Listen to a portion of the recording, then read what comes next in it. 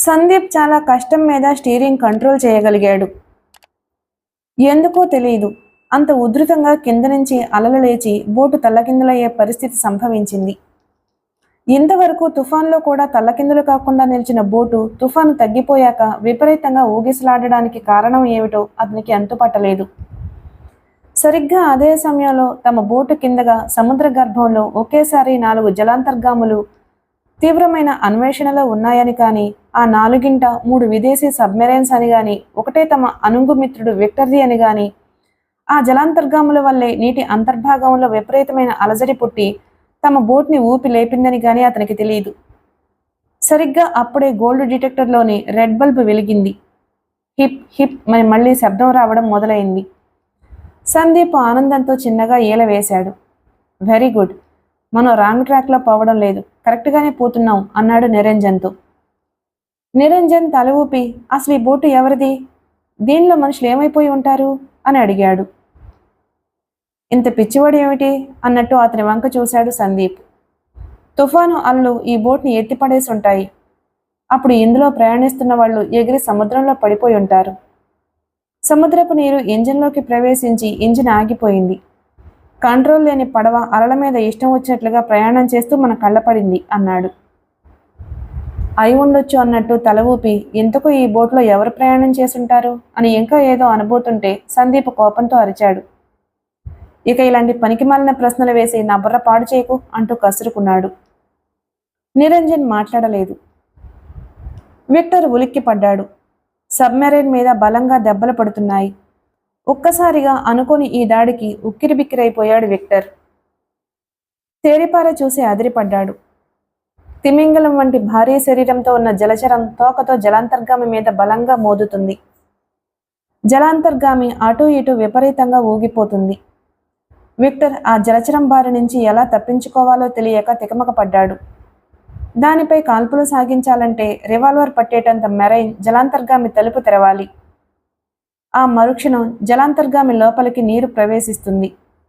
నీటితో నిండిపోతే మళ్లీ దాన్ని బయటకు డ్రైన్ చేయాల్సి ఉంటుంది.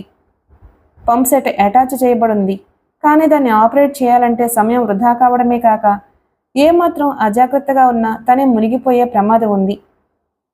తిమింగలంలో ఉన్న ఆ జలచరం మరింత గట్టిగా గ్లాస్ మీద మోదుతుంది. తను కాల్పులు సాగించకపోతే మరికొద్ది నిమిషాల్లో అది గాజు తలుపుల్ని బద్దలు కొట్టేస్తుంది. ఇక తనకి నిధిని చేరుకునే అవకాశం శాశ్వతంగా తప్పిపోతుంది. ఆ జలచరం మరింత గట్టిగా మోదుతుంది. ఇంకా కొద్ది క్షణాల్లో సబ్మెరైన్ తుక్కుతుక్కైపోయేలా ఉంది. అంత దృఢంగా ఉంది దాని దెబ్బ. విక్టర్ ఇంకా ఆలస్యం చేయలేదు. రివాల్వర్ పొజిషన్లో పట్టుకున్నాడు. తోటాల బెల్టు నడుముకి కట్టుకున్నాడు. తలుపు కొద్దిగా తెరిచి దాని సందులో రివాల్వర్ ఉంచి ఆ జలచరం మీద కాల్పులు సాగించాడు. అది కోపంతో ఝూర్మిల్లింది. తోకతో మరింత బలంగా సబ్మెరైన్ని బాదింది. అద్దం చిట్లింది. 6 తోటాలు ఖర్చయిపోగానే మళ్ళీ వెంటనే లోడ్ చేసి మళ్ళీ కాల్చాడు విక్టర్. ఆ జలచరం రెట్టించిన కోపంతో గాజు తలుపు మీద బలంగా మోదుతూనే ఉంది.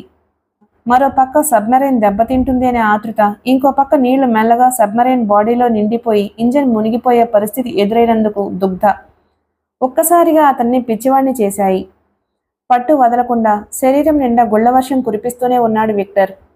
సబ్మెరైన్ చుట్టూ ఎటు చూసినా ఆ జలచరం నుంచి స్రవిస్తున్న ఎర్రటి రక్తం బీభత్సంగా ఉంది ఆ దృశ్యం. జలచరం ఈసారి శక్తినంతా కూడదీసుకుని ఒక్కసారిగా సబ్మెరైన్ అద్దాలను పగలగొట్టేసింది.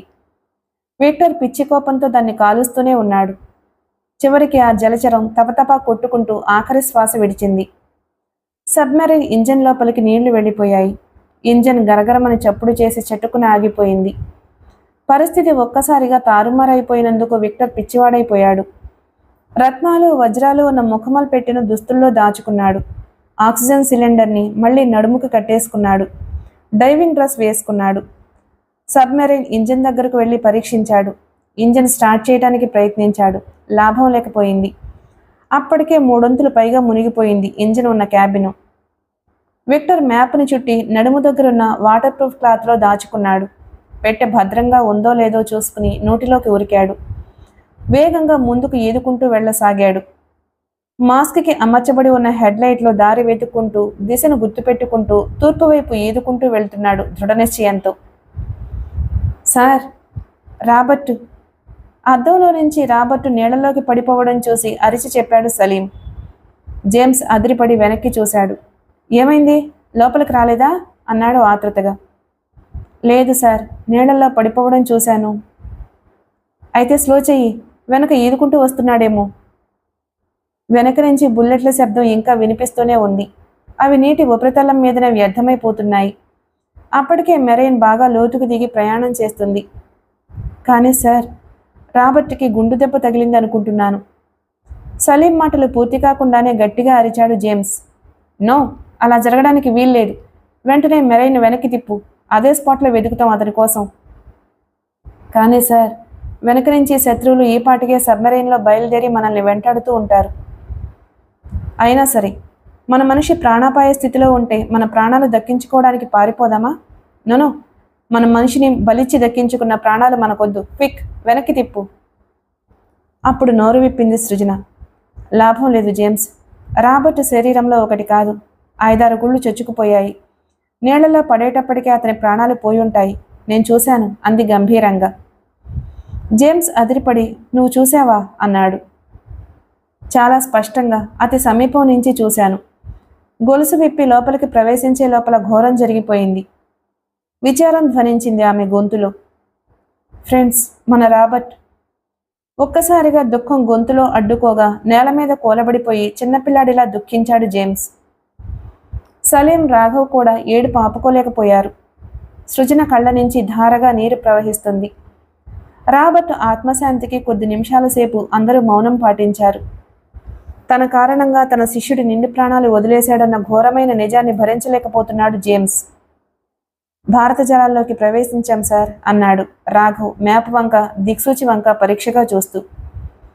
జేమ్స్ భారమైన హృదయంలో స్టీరింగ్ దగ్గరకు చేరుకుని వైజాగ్ దిశగా గమనాన్ని సరిచేశాడు. అప్పుడు గుర్తుకొచ్చింది అతనికి. అరే, మనకి ఎంతగా సహాయం చేసిన ఆ యువకుడెవరు? అతను కూడా నీళ్లలోకి దూకేశాడు కదా, ఏమైపోయాడో చూడడం మర్చిపోయాం అన్నాడు. సృజన జాలిగా అంది. పాపం, మన కోసం తన ప్రాణాలు కూడా పణంగా పెట్టి నీటిలోకి దూకేశాడు. కానీ కాల్పులకి ఏమయ్యాడు? అతన్ని కూడా శత్రువులు తేలిగ్గా విడిచిపెట్టరు. ఒక్కసారిగా చంపకుండా చిత్రవద చేసి చంపుతారు దొరికితే. అతను తెలుగువాడే. ఎవరో ఏమిటో మనమంటే ఎందుకంత అభిమానం చూపించాడో, మనల్ని మృత్యుముఖం నుంచి తప్పించడానికి ఎందుకంత శ్రద్ధ తీసుకున్నాడో తలుచుకుంటేనే అద్భుతంగా ఉంది అన్నాడు జేమ్స్. కాసేపు రాజు గురించిన సంభాషణ చర్చనీయాంశమయ్యింది. ఇంతలో సబ్మెరైన్ ఇంజన్ చప్పుళ్ళు సమీపంలోనే వినిపించాయి. మళ్ళీ శత్రుమెరైన్లు వెంటాడుతున్నట్టున్నాయి, బి అలర్ట్ అన్నాడు సలీం రాఘవుల వంక చూసి. జేమ్స్, కానీ సార్, మన మెరైన్తో పాటు ల్యాండ్ అయిన 3 మెరైన్లు ఇంతకు ముందు నుంచే లేవక్కడ. అంత క్రితమే బయలుదేరి ఎక్కడికో వెళ్ళిపోయి ఉంటాయి అనుకున్నాను అన్నాడు రాఘవ్. జేమ్స్ అతని వంక ప్రశంసగా చూసి, యు ఆర్ రైట్, అంత క్రితమే ఎక్కడికో వెళ్ళిపోయి ఉంటాయి. అదిగో ఆ ఇంజన్ శబ్దాలు కూడా మనకి వెనక నుంచి కాదు వినిపిస్తుంటా, ఎదుటి నుంచి అన్నాడు శబ్దాలు వినడానికి చెవులు దూరబెట్టి. గ్లాస్ డోర్స్ మూలాన చాలా అస్పష్టంగా వినిపిస్తున్నాయి ఆ శబ్దాలు. అయితే రాను రాను దగ్గరగా వినిపించసాగాయి. వాటికి ముఖాముఖి వెళ్తున్నట్లున్నాం. దిశ మారుద్దామంటారా సార్ అన్నాడు రాఘవ్. జేమ్స్ 2 క్షణాలు ఏదో ఆలోచించి, ఎడం పక్కకి తిప్పు, నెమ్మదిగా పోనివ్వు, కుడివైపు విదేశీ బోర్డర్, బీ కేర్ఫుల్ అన్నాడు. రాఘవ్ డైరెక్షన్ అడ్జస్ట్ చేశాడు. అయితే సరిగ్గా అదే సమయంలో దూరంగా పిస్తోలు చప్పుళ్ళు వినిపించాయి. నీటిలోనే ఏదో సంకుల సమరం జరుగుతున్నట్టు తపతపమంటున్న శబ్దాలు వినిపించాయి. తమ మిత్రుడు విక్టర్ జలచరంతో పోరాడుతున్నాడని, ప్రాణం కోసం తాపత్రయపడుతున్నాడని జేమ్స్కి తెలియదు. ఇంజన్ శబ్దాలు మరింత బలిష్టంగా వినిపిస్తున్నాయి. నీటిలో దూకిన వెంటనే తను ఎంత పొరపాటు చేశాడో రాజుకు తెలిసొచ్చింది. ప్రాణం రక్షించుకోవాలి అన్న తాపత్రయంతో ప్రాణం పోగొట్టుకోబోతున్నాడిప్పుడు. తనకు ఈత సరిగా రాదు. అందుకు తోడు diving dress, oxygen cylinder ship డెక్క మీదే వదిలేశాడు. అవి శత్రుదళాలు తనను పట్టుకున్నప్పుడు విప్పించారు. తనను ఆపాదమస్తకం చెక్ చేశారు. శత్రు గూఢచారిని అని అనుమానించారు. తను చాలా పొరపాటు చేశాడు. గోల్డ్ బాక్స్ గురించి అనవసరంగా చెప్పేశాడు. వాళ్ళు సబ్మెరైన్స్తో ఈ పాటికి భారత జలాల్లో అన్వేషిస్తూ ఉంటారు. తన మిత్ర బృందం కూడా ఈ పాటికి అక్కడికి చేరుకునుంటే అనవసరంగా శత్రువుల తుపాకీ గుళ్ళకి ఆహుతైపోతారు. ఎంత పొరపాటు జరిగిపోయింది. ఇప్పుడు తను ఏం చెయ్యాలి? ఇంతవరకు తను చేసిన పొరపాట్లలో ఒక్క మంచి పని కూడా చేశాడు. అది జేమ్స్ బృందాన్ని ప్రమాదం నుంచి రక్షించటం. ఈ పాటికి వాళ్ళు తమ సబ్మెరైన్లో పోయి ప్రాణాలు కాపాడుకుని ఉంటారు. కానీ కానీ షిప్ మీద నుంచి కాల్పులు సాగించడం తను విన్నాడు. పొరపాటున వాళ్ళకి గుండు దెబ్బలు తగలలేదు కదా. అదే జరిగితే చేతులారా తనే వాళ్ళ ప్రాణాలు తీసినవాడు అవుతాడు. రాజు మెదడులో మెరుపులు మెరిశాయి.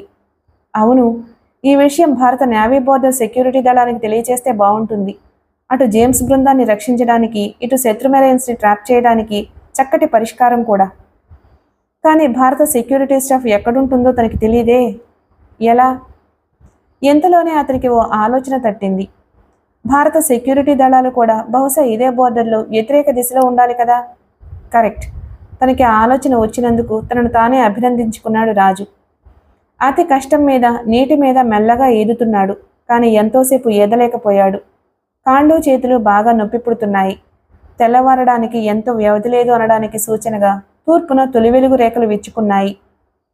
సుదూరంగా ఏదో షిప్పు ల్యాండ్ అయి ఉన్నట్టు అతనికి అస్పష్టంగా కనిపించింది. షిప్పులో లైట్లు దేదీప్యమానంగా వెలుగుతున్నాయి. రాజులో నూతనోత్తేజం పుట్టింది. బహుశా అది భారత సెక్యూరిటీ దళానికి చెందిన షిప్ అయి ఉండొచ్చు అన్న ఆశ మనసులో మెదిలింది. ఎలాగో అక్కడికి చేరుకోగలిగితే జరిగిన విషయమంతా వాళ్లకు చెప్పేసి తన హృదయభారం తగ్గించుకోవచ్చు. స్వామి కార్యం స్వకార్యం కూడా నెరవేరతాయి. అటు శత్రువుల మెరైన్స్ని భారత జలాల్లోకి చొరపడకుండా చేయగలుగుతాడు. ఇటు తన ప్రాణాలు, తన స్నేహితుల ప్రాణాలు కాపాడగలుగుతాడు. తీరా ఆ షిప్ దగ్గరకు చేరుకున్నాక అది భారత నావీదళమైనా కూడా తన శత్రుగూఢచారి కావచ్చు అన్న అనుమానంతో తనను కాల్చిపారేస్తే? ఈ ఆలోచన రాగానే రాజుగుండె జల్లుమంది. ఆ ప్రమాదం కూడా లేకపోలేదు. అయితే ముందుగానే తను శత్రువు కాదు మిత్రుడు అని వాళ్లను ఎరిగించవలసి ఉంటుంది.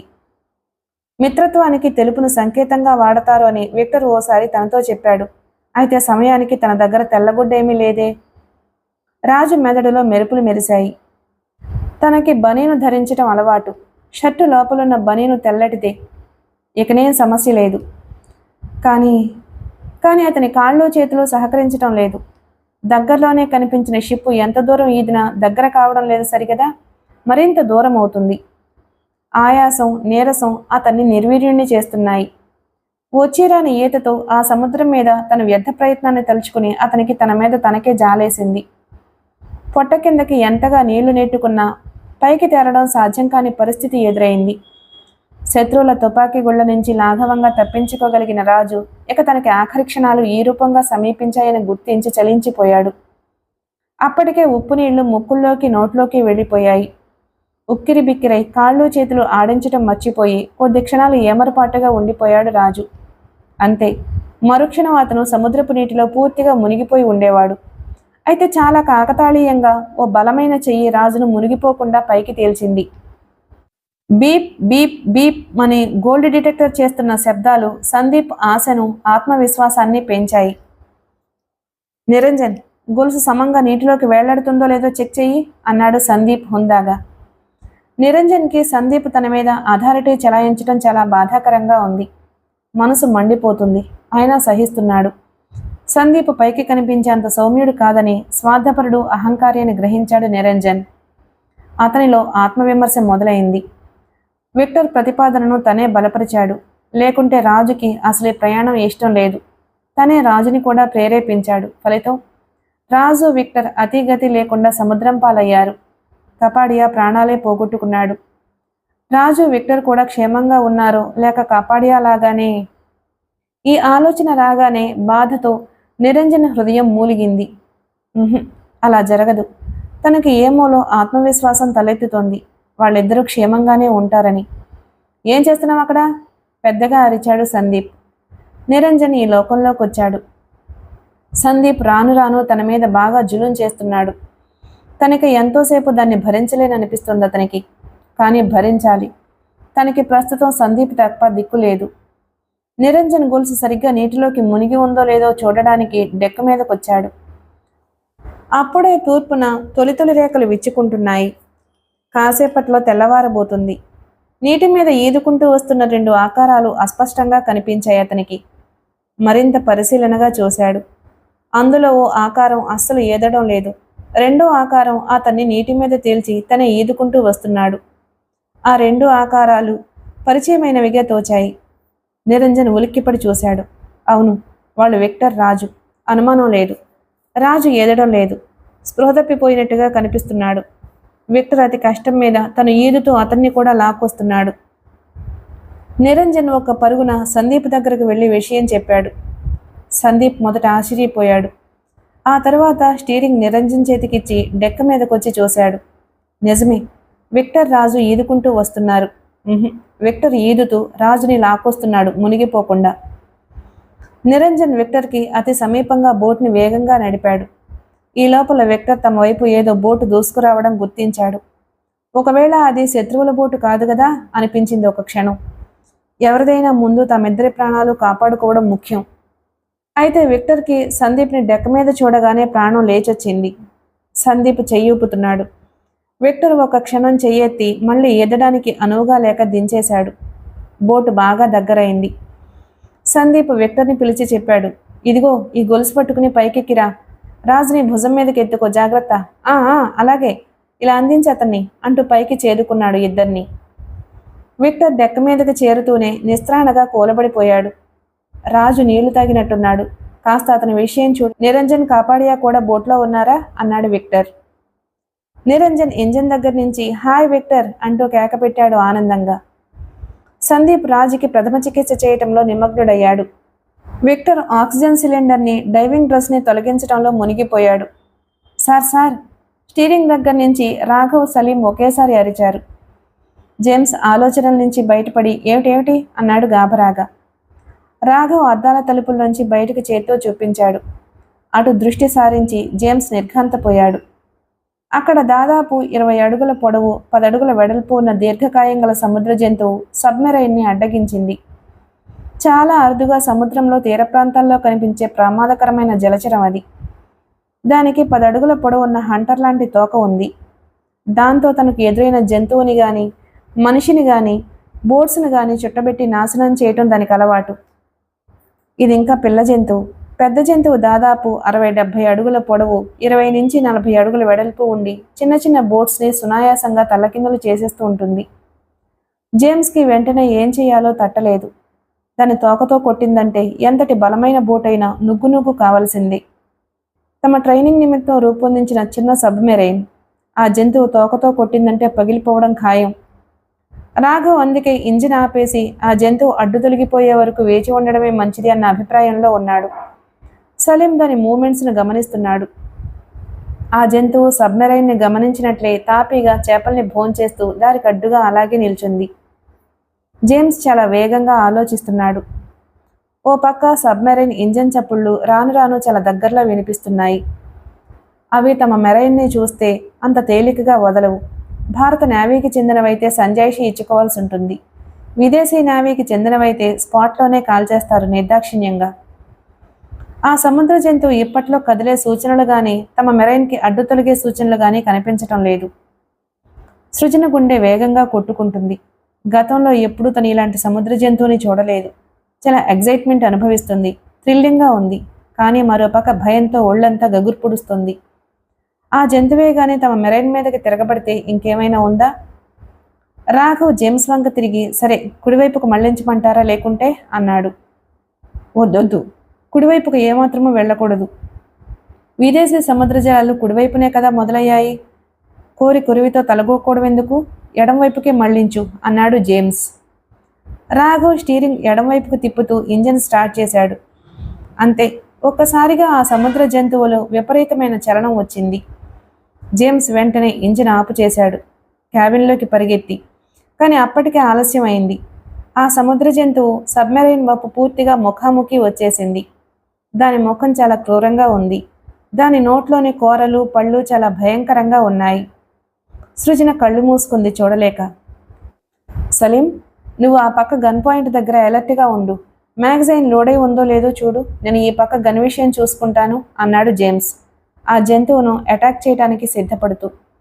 సబ్మెరైన్ బయటికి గన్ బారల్స్ ప్రొజెక్ట్ అయి ఉన్నాయి. గాజు గోడల లోపల నుంచి మ్యాగజైన్ లోడు చేసుకుని ఆపరేట్ చేస్తే చాలు, బయట బారెల్లోంచి బుల్లెట్ టార్గెట్ వైపు దూసుకుపోతుంది.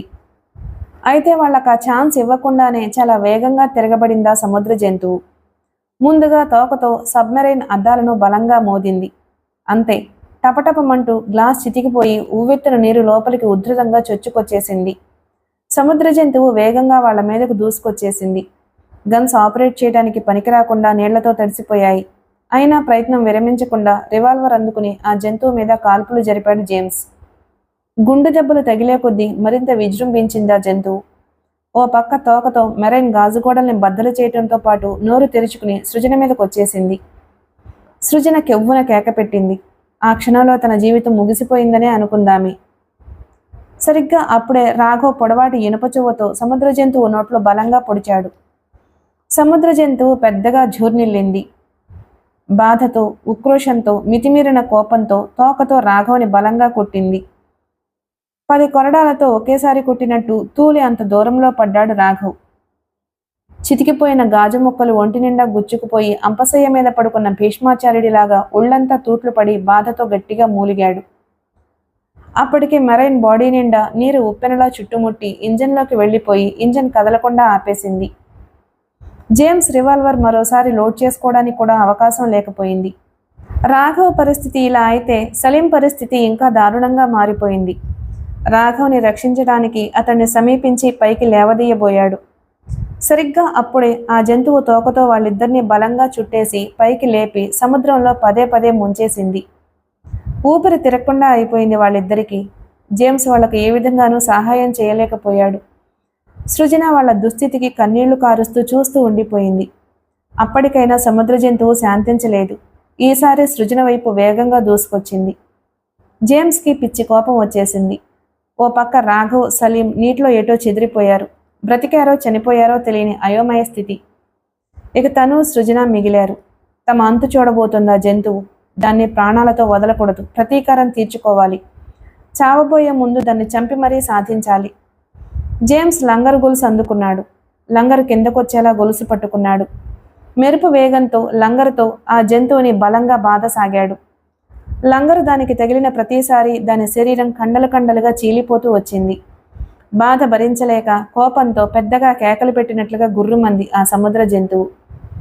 దాని శక్తి క్రమంగా క్షీణించటం గమనించి రెట్టించిన ఉత్సాహంతో మరింత వేగంగా దాన్ని మోదసాగాడతను. చివరిసారిగా తోకతో జేమ్స్ను చుట్టేయాలని ప్రయత్నించింది ఆ సముద్ర జంతువు.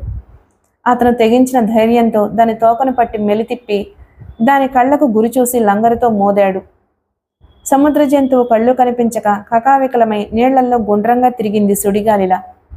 దెబ్బ మీద దెబ్బ పట్టడంతో శక్తి క్షీణించిపోయి నీళ్లలో తపతపా కొట్టుకోసాగింది. మరికొద్దిసేపట్లో సముద్ర జంతువులో చలనం పూర్తిగా ఆగిపోయింది. అతను తేలిగ్గా ఊపిరి పీల్చుకున్నాడు. సృజన ఎంతసేపు ప్రాణాలు చేతపట్టుకుని జేమ్స్ సముద్ర జంతువుల యుద్ధాన్ని గుడ్లు పెద్దవి చేసుకుని చూసింది. అతను ఆమె వంక చూసి నీరసంగా మందహాసం చేశాడు. ఇద్దరూ కొద్దిసేపు రాఘవ్, సలీంల కోసం కళ్లతోనే వెతికారు, కానీ వాళ్ల జాడ కనిపించలేదు. సబ్మెరైన్ పూర్తిగా జలమయమైపోయింది. పూర్తిగా నుగ్గునుగ్గైపోయింది. జేమ్స్కి గుండెలు ఎగదన్నుకుని పెద్ద నిట్టూర్పు వెలువడింది. సృజ, డైవింగ్ డ్రెస్ వేసుకో. ఉపరితలం మీదకి ఈదుకుపోయి ఏదైనా బోటు కనిపిస్తే ప్రాణాలు దక్కించుకుందాం అంటూ చకచక డైవింగ్ డ్రెస్ వేసుకున్నాడు. సృజన కూడా డ్రెస్ వేసుకుంది. అంతదాకా వాళ్ళ ముఖాలకు మాస్కులున్నాయి. సిలిండర్స్ నుంచి ఆక్సిజన్ సరఫరా అవుతుంది. ఇప్పుడు ఆ సిలిండర్లను వీపులకి కట్టుకున్నారు. సృజన సిలిండర్ బరువుతో వంగిపోయింది. నీకు ఏతొచ్చు కదా, కమాన్ డైవ్ అన్నాడతను. ఇద్దరూ నీటిలో ఈదుకుంటూ ఉపరితలం వైపు సాగిపోతూ ఉండగా పెద్ద చప్పుడు చేసుకుంటూ మెరైన్ ఇంజన్లో హూరు వినిపించింది. క్విక్, వాళ్ళు మనల్ని చేరుకునే లోపల సర్ఫేస్కి చేరిపోవాలి, హెచ్చరించాడు జేమ్స్. సృజన చేత్తో నీటిని అటూ ఇటూ తోసుకుంటూ చేపలా ఈదుతూ ఉపరితలం వైపు జేమ్స్ వెంట సాగిపోయింది. వాట్? కపాడియే చచ్చిపోయాడా? My God! కాసేపటి వరకు దిగ్భ్రాంతి నుంచి తేరుకోలేదు విక్టర్. ఈ లోపల రాజు పూర్తిగా కోలుకున్నాడు. తనకు సంభవించిన విదేశీ నావీదళంతో అనుభవాలు చెబుతూ జేమ్స్ బృందం గురించి కూడా చెప్పాడు. అయితే వాళ్ళు ఎవరైంది నీకు తెలియకుండానే వాళ్లకు సహాయపడ్డావన్నమాట. ఇంతకీ వాళ్ళు ఎలా ఉన్నారో వర్ణించు అన్నాడు సందీప్. తనకు తెలిసిన నేవీ ఆఫీసర్స్, సార్జెంట్స్ అయి ఉండొచ్చు అన్న అనుమానంతో రాజు వర్ణించి చెప్పాడు. వాళ్లతో ఓ అమ్మాయి కూడా ఉందన్న విషయం అందరినీ ఆశ్చర్యపరిచింది. విక్టర్కి జేమ్స్ మనసులో మెదిలాడు. ఆ వర్ణన వింటుంటే కానీ వెంట అమ్మాయి, ముగ్గురు యువకులు ఉన్నారని విన్నాక వాళ్ళెవరో అయి ఉంటారని, అంత దూరం నుంచి జేమ్స్ పనిగట్టుకుని ఎందుకొస్తాడని అనుకున్నాడు. కానీ అతను మళ్ళీ పేపర్లో విమాన ప్రమాదం గురించి, గోల్డ్ బాక్స్ గురించి తెలిసి వచ్చాడేమో అన్న అనుమానం తేలుకొండిలా తలెత్తకపోలేదు. విక్టర్ నడుము దగ్గర అకస్మాత్తుగా తడిమి చూసుకున్నాడు. సంతృప్తిగా తలాడించాడు. వజ్రాలు, రత్నాలతో ఉన్న ముఖములు పెట్టే భద్రంగానే ఉంది. తనకి ఆ గోల్డ్ బాక్స్ గురించి వెతుకులాట అనవసరం. క్షేమంగా బాంబే పోర్టు దాటి బయటపడితే చాలు. ప్రాణభయం లేదింకా. బోటు దొరికింది కదా. సందీప్ వంక చూసి, ఎక్కడికి నడుపుతున్నావు అడిగాడు విక్టర్. ఎక్కడికేమిటి? గోల్డ్ బాక్స్ గురించి మన అన్వేషణ ఎక్కడ వేసిన గొంగళి అక్కడే ఉన్నట్లయింది. పైగా బోలెడు శ్రమ. చావు తప్పి కన్ను లొట్టబోయినట్టు ఏమీ ఫలితం లేకపోయింది. విక్టర్ గొంతు విచారంగా మారిపోయింది. చావు తప్పింది ఎక్కడ? చేతులారా కాపాడి అని చంపుకున్నాం కదూ అన్నాడు. సందీప్ చలించలేదు. అతనికి నౌకలు చెల్లిపోయాయి, పోయాడు. ఎవరేం చేయగలం అనేశాడు తేలిగ్గా. అన్యాయంగా మాట్లాడుకు సందీప్. మన సహచరుడు, ప్రియమిత్రుడు సముద్రం పాలై ప్రాణాలు వదిలేస్తే మనం బంగారం కోసం ఆశపడడం ఏమీ బాగోలేదు. అతని ఆత్మశాంతికైనా ప్రస్తుతానికి ఆ ప్రయత్నం విరమించుకుని వెనక్కి పోర్టుకు వెళ్ళిపోదాం. రావాలంటే మరోసారి బాగా ప్రిపేర్ అయి రావచ్చులే అన్నాడు విక్టర్. సందీప్ తల అడ్డంగా తిప్పాడు. నెవ్వర్. ఏటూ స్థిరపడి బయలుదేరాక మధ్యలో విరమించుకుని వెళ్ళడం నాకు నచ్చని పని. ముందుకు వెళ్లాల్సిందే అన్నాడు. కానీ రాజు పరిస్థితి బాగుండలేదు. చచ్చి బతికాడు. అలాంటి వాడితో ప్రయాణమై వెళ్లడం చేతులారా అతని ప్రాణాన్ని బలికోరడమే అవుతుంది. విక్టర్ మరో అస్త్రం విసిరాడు. అయినా సరే, మన లక్ష్యం నెరవేరే వరకు ఎన్ని ప్రాణాలు బలైపోయినా ఆఖరికి నేనే బలైపోవలసి వచ్చినా వెనుదీయను, లెక్క చేయను దృఢ సంకల్పంతో చెప్పాడు సందీప్. సందీప్, ఇది మూర్ఖత్వం అనిపించుకుంటుంది. నిరంజన్, నువ్వు కూడా సందీప్తోనే వెళ్ళడానికి నిర్ణయించుకున్నావా అడిగాడు. అప్పటికి బాగా తెల్లారిపోయింది. దూరంగా ఏవో బోట్స్ తిరుగుతున్న జాడ పొడగట్టింది. నిరంజన్ సందీప్తో బాగా విసిగిపోయి ఉన్నాడు. నిజానికి విక్టర్ రాజుల్ని చూశాక అతనికి కొండంత బలం వచ్చింది. బంగారం మాట దేవుడెరుగు. బాంబే పోర్టు చేరిపోయి హైదరాబాద్ పోతే చాలు అన్న అభిప్రాయంతో ఉన్నాడు. విక్టర్ అడగగానే నాకు వెనక్కి వెళ్ళిపోవాలనుంది. మరి సందీప్ అని ఊరుకున్నాడు. విక్టర్ బలం పుంజుకున్నాడు.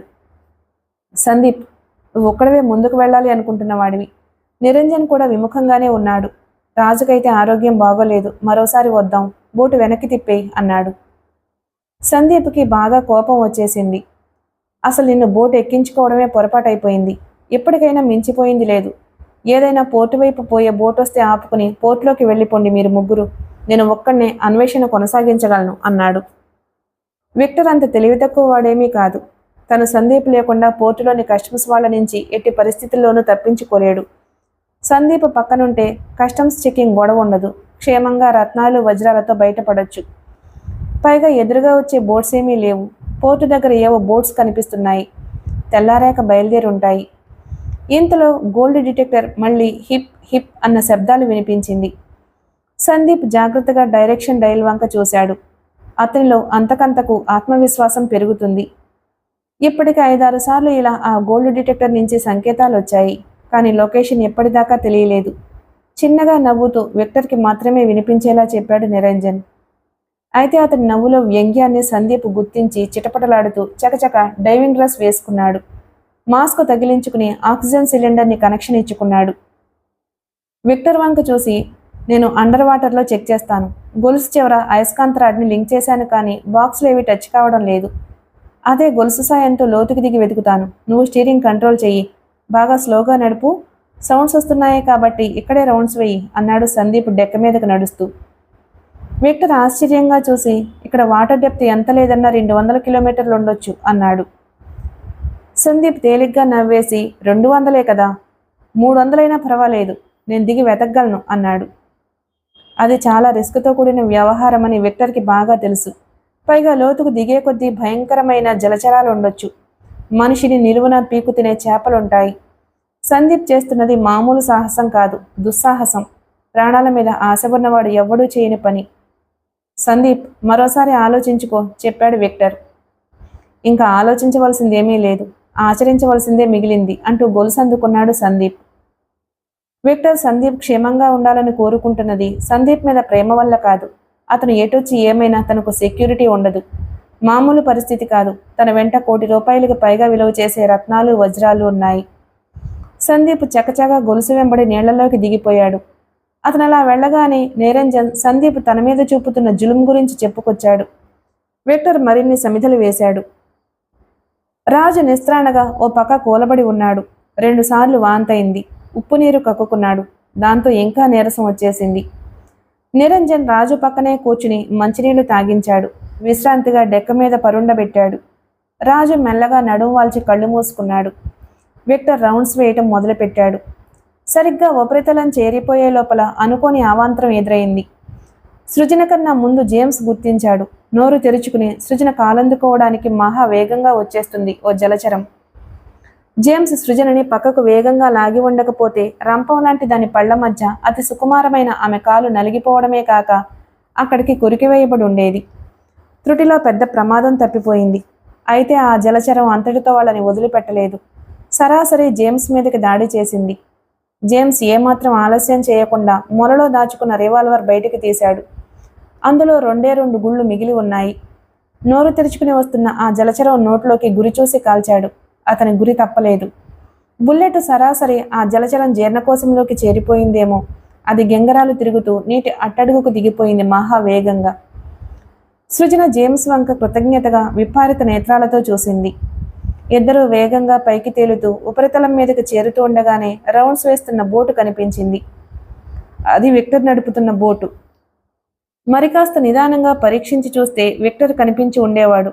కానీ జేమ్స్ సృజనతో కలిసి మళ్ళీ అండర్ వాటర్లోకి దిగిపోయాడు. అదే అతను చేసిన పొరపాటు. లేకుంటే అతను క్షేమంగా సృజనతో పాటు విక్టర్ సాయంతో బాంబే చేరిపోయి ఉండేవాడు. బంగారం కోసం జరుగుతున్న అన్వేషణకి అంతటితో తెరపడిపోయి ఉండేది. కానీ జరిగింది వేరొకటి. ఇలా ఎంతసేపు నీటిలో ఈదుకుంటూ వెళ్తాం? నాకు ఆయాసంగా ఉంది. కళ్ళు తిరుగుతున్నట్టు, ఒళ్ళు స్వాధీనం తప్పుతున్నట్టు అనిపిస్తుంది అంది సృజన. జేమ్స్ ఆమె వంక జాలిగా చూశాడు.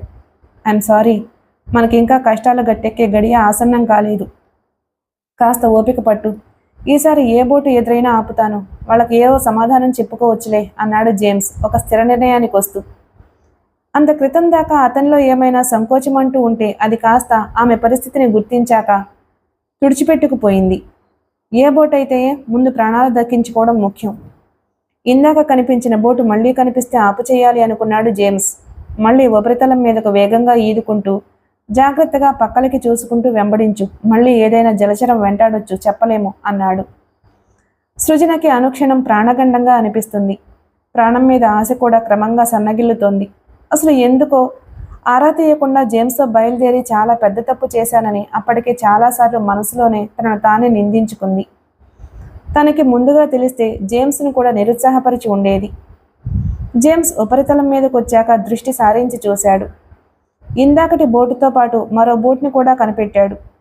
అయితే అప్పటికే చాలా దూరం వెళ్ళిపోయాయి. తను కానీ సృజన కానీ వాటిని అందుకోవడం జరిగే పని కాదు. హతాశుడైపోయాడు జేమ్స్.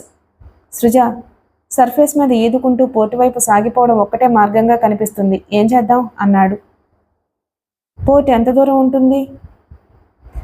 నా అంచనా ప్రకారం 50 కిలోమీటర్లకి తక్కువ ఉండదు. పిచ్చివాడి వైపు చూసినట్టు చూసింది అతని వంక సృజన. 50 మీటర్లు 100 మీటర్లు అన్నంత తేలిగ్గా చెప్పేశావు. 50 కిలోమీటర్లు. నడుం మీద 10 కిలోల సిలిండర్ని పెట్టుకుని ఈదుకుని పోవడం జరిగే పనేనా? నేను 50 మీటర్లు కూడా ఈదలేను. ఇంకా నా పని అయిపోయింది. ఇందాక నన్ను ఎందుకు రక్షించావు? ఈ పాటికి ఆ జలచరం నన్ను హాయిగా భోంచేసి ఉండేది కదా. సమస్య పరిష్కారమైపోయి ఉండేది అంది. ప్లీజ్ సృజ, అప్సెట్ కావద్దు. ఇలాంటి విపత్కర పరిస్థితుల్లోనే ధైర్యం తెచ్చుకోవాలి. ఆప్టిమిస్ట్గా ఉండాలి. 50 కిలోమీటర్లు ఈదమని నా ఉద్దేశం కాదు. ఆ దిశలో ఈదుకుంటూ పోతే వెనక నుంచో ఎదుటి నుంచో ఏదో ఒక స్టీమరో, బోటో, నాటుపడవో మరొకటో ఎదురు కావచ్చన్న ఆశ. ఫిషింగ్ బోట్లు ఎదురయ్యే అవకాశాలున్నాయి చెప్పాడు జేమ్స్. జేమ్స్ ఈ మాటలు చెప్తూ ఉండగానే సృజన కెవ్వున అరిచింది. జేమ్స్ అదిరిపడి ఆమె వంక చూశాడు. అప్పటికే సృజన నీటి అడుగు భాగం వైపు వేగంగా లాగివేయబడింది. సృజ, సృజ పెద్దగా అరుస్తూ జేమ్స్ నీటి అడుగు భాగం వైపు వేగంగా ఈదుకుంటూ ఆమెను అందుకోవడానికి ప్రయత్నిస్తున్నాడు. అంతకంతకు సృజన నీటి అడుగు భాగానికి శరవేగంతో వెళ్ళిపోతుంది. ఆ వేగాన్ని అందుకోవడానికి శక్తివంచన లేకుండా ఈదుకుంటూ వెళ్తున్నాడు జేమ్స్.